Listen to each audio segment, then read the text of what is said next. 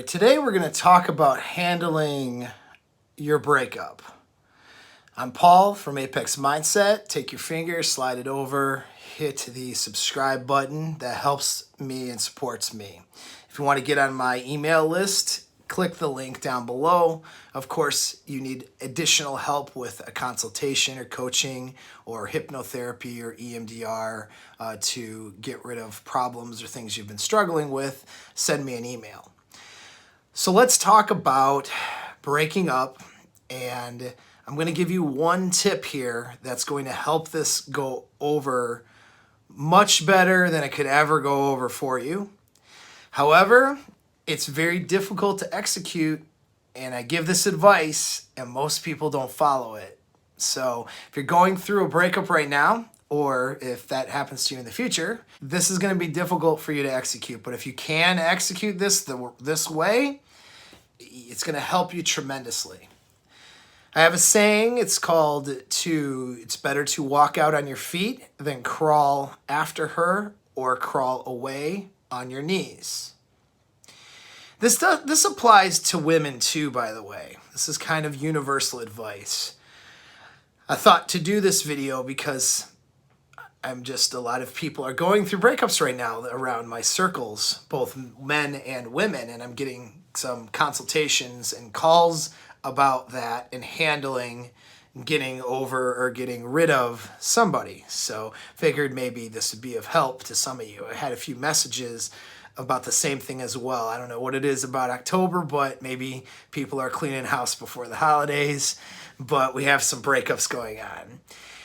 The best thing you can do is to walk away without closure. I know that sounds crazy, so hear me out. You want to walk away with your dignity.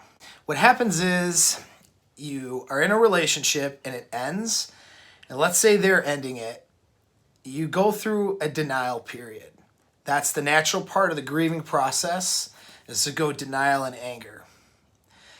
Well, during that denial period, you're not really breaking up. You're still lingering around. You're still texting. You're still banging. Let me say this too, right off the bat, for my female listeners. If you bang your ex after a breakup, there's nothing more disgusting than that. Okay? I'm not trying to shame you, because you all do it. Every single one of you have done it before, and you'll probably do it again. And if you're watching this video because you want breakup advice, you're probably doing it right now. But it is to the next guy, because this is probably not going to work out. You going to bang your ex after the breakup, this is probably not, it's not like you guys are getting back together. 99.9% chance, right? But the better guy that you're going to meet in the future has to now mentally deal with the fact that you were chasing after your ex's dong after it broke up. And you want to sit there and say, you don't have feelings for this guy, and it was nothing, and it's not the same as what we have, and all this stuff to this newer, better guy. And he's going to look at you knowing that you chased after this guy's dong for several months after a breakup and say, you're full of crap. And he might discard you. You know, a high-value man might not want to put up with that. Might not want to put up with that in your history or your past. Because a lot of you ladies think that you can just do whatever you want in your past and that it's not going to come back later. To a guy, that stuff matters a lot. If you look at the jealousy video I just did and follow the show I did on Richard Cooper's channel, it'll explain more why instinctually that registers for a guy much different than a woman. And most guys, especially high-value guys with a lot of choice with women, if they think that you have had experiences and are hung up on those, they will not stick around with you. And they will not move forward on any sort of commitment with you. So here you are with a new guy that you like better, and that's way better, and he's not even convinced because you decided to continue to bang your ex after a breakup, you see. So, and you know what? That's what crawling away on your knees, or crawling after him on your knees, really, if you're doing that. And same with you guys too, I mean, to a degree. Usually though, in my experience, they're coming back to bang me. It's definitely not the other way around. But that being said, if you're, are you crawling after this person on your knees? You have no dignity at that point. You don't walk away from the relationship with dignity. And that means a lot, because where it means a lot is it matters to your frame and to who you are as a person. How much you devalue yourself during this breakup will set the conditions for your recovery from the breakup. If you've devalued yourself a ton from that breakup and you've really made yourself into a little weak little person, okay, and you've done things that are embarrassing, right? It's hard for you to recover that confidence, and you're damaging yourself more, and that stuff can carry into future relationships too. It ends up being a lot more work you have to do to get over it. So that's a problem. And then the other part of it is this: when this person decides that they're going to discard you, they're looking for now nothing but confirmation bias that discarding you was the right answer. So every little thing you do that even remotely points to confirm to them why they broke up with you, they will use against you as evidence. So every effort you put in, every time you're trying to get them to talk to you or try to do something nice for them, little favors you do, any of that stuff, they're plug and playing that into their brain as evidence as to why they shouldn't be with you. Because they made this decision to not be with you. They're not in the denial phase like you are. They're in a different phase, and they're going through a different process, which is actually probably a good topic for another video. But when the person who is the breaker-upper goes through a different process of getting over it than you're going through as a person who's being broken up with, or the person who lost the relationship. So you having lost the relationship, being in a denial and anger phase that causes you to chase this person, that's what your instinct's going to tell you to do. What I'm telling you, the best answer is to walk away without closure, without explanations, without anything, and just walk away with your dignity. You will feel a great amount of pain in the beginning of doing that, because that you're in denial, and so you want closure and explanation. And so you're going to feel a great amount of anxiety and pain from wanting to do that. But you remind yourself that this person is discarding you. They've made that choice. And as long as they've made that choice, there is no explanation that will matter or make a difference. It would be different if they were making a choice to want to have a discussion with you to try to salvage something or to try to work on something.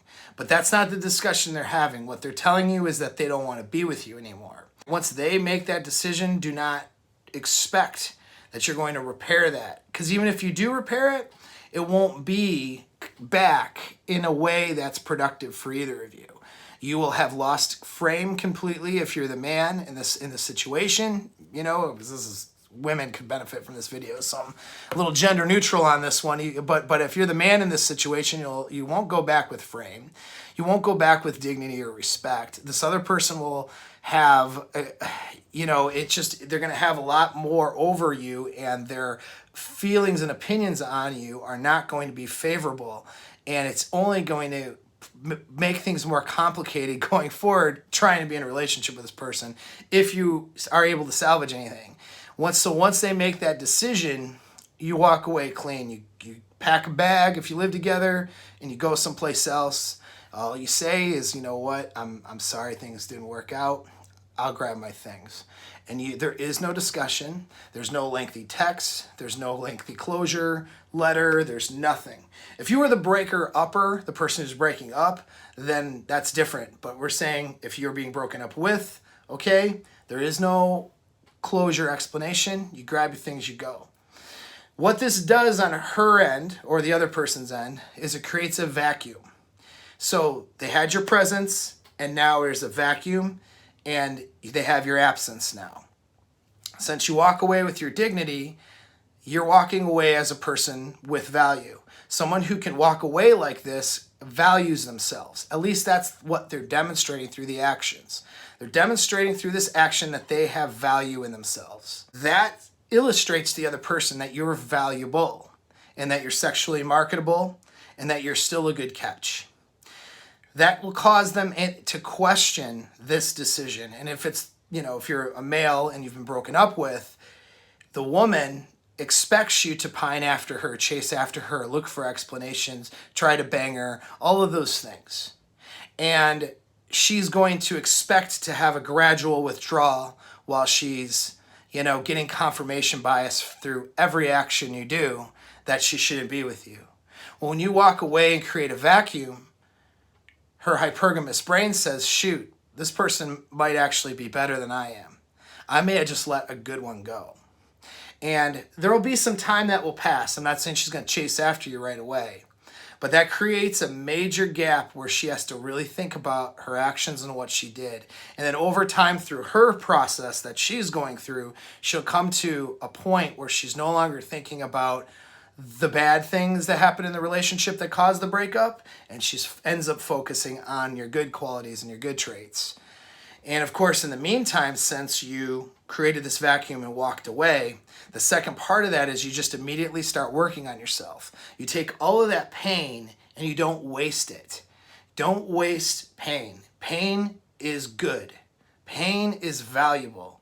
Pain is a gift.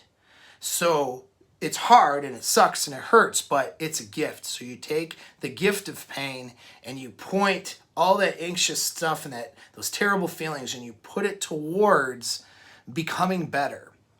So now you created a gap, you walked away with your dignity, and you're becoming better. This person's going through their process and they're going to come to a point where they're questioning those decisions they made. And they're remembering the good times, and then they're wanting to see how you're doing.